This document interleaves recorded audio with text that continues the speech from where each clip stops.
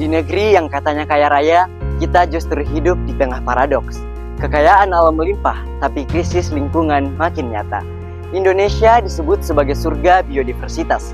Kekayaan alamnya terus dielu-elukan, sementara kerusakannya dibiarkan jadi bayang-bayang yang tak tersentuh oleh kebijakan.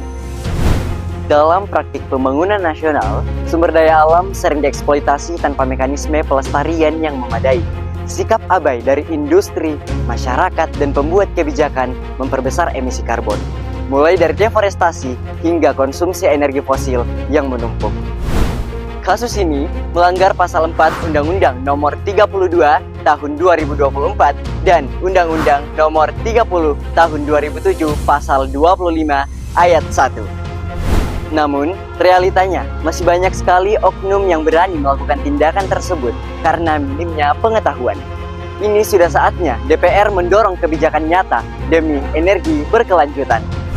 Oleh karena itu, jika saya terpilih menjadi seorang legislator, saya akan memprakarsai pembentukan Rekayasa, Remaja Kaya Aksi Sadar Emisi dan Alam, sebuah organisasi inisiatif nasional yang akan hadir di setiap SMA sederajat.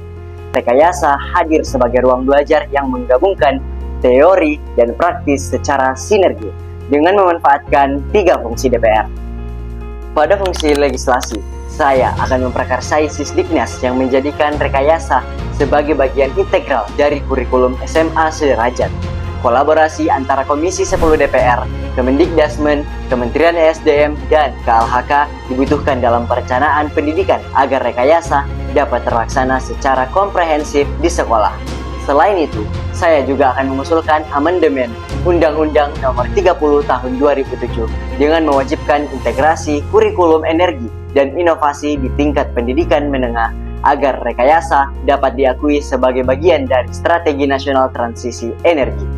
Fungsi anggaran direalisasikan dengan mengalokasikan dana untuk pengembangan Rekayasa, dengan memastikan dukungan yang memadai untuk penyediaan infrastruktur, serta digunakan untuk pelatihan guru dalam mengimplementasikan program pembelajaran, energi, dan inovasi.